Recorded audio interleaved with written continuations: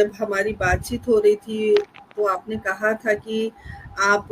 सांवले रंग की थी जिसकी वजह से आपको बहुत सुनना पड़ा, क्योंकि आपने आपने एक दुखती रग पर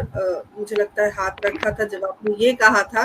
कि हर व्यक्ति को खूबसूरत सफेद मतलब वो क्या गोरी चिट्टी लड़कियां चाहिए होती हैं, हर व्यक्ति उसी में खुश होते हैं, लेकिन ये बात ना कहीं हर उस बेटियों के लिए या हर उस व्यक्ति के लिए है जो सांवले रंग का है,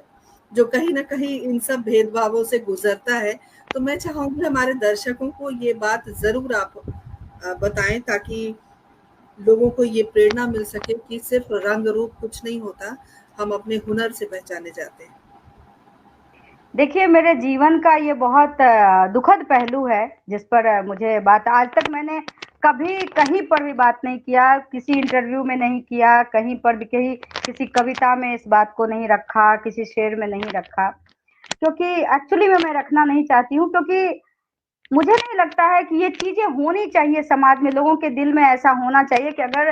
किसी को हम जज कर रहे हैं तो उसके रंग से जज करें। हमारे यहाँ तो भगवान भी काले हैं और फिर भी वो पूजे जाते हैं। लेकिन दुर्भाग्य कहिए कि हम जिनके घर बहू बन के गए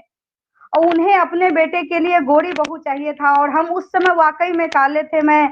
मानती हूँ ऐसा कि उस समय मैं बहुत काली थी और मेरी सास ने मुझे स्वीकार करने से मना कर दिया। कहा हम मरते मर जाएँगे पर इस लड़की को, इस कोयले जैसी लड़की को हम बहू स्वीकार नहीं करेंगे, हम अपने बेटे की दूसरी शादी करेंगे। और लगभग 2 साल तक वो इस बात पे अड़ी रही, बहुत समझाया गया, बहुत कुछ किया गया इस चीज़ के लिए, लेकिन वो अड़ी रही कि नहीं, मुझे ये नहीं चाहिए, और कई बार मुझे मेरे ससुराल में मारने की भी कोशिश की गई। लेकिन इन सब के बावजूद भी महादेव की बड़ी कृपा रही है कि उन लोगों की योजनाएँ सफल नहीं हुई। हालाँकि आज मुझे मेरी सास बहुत मानती है,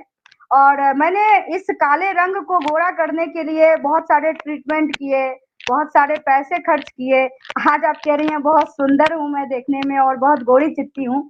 एक्चुअली मैं ऐसी थी नहीं सच में,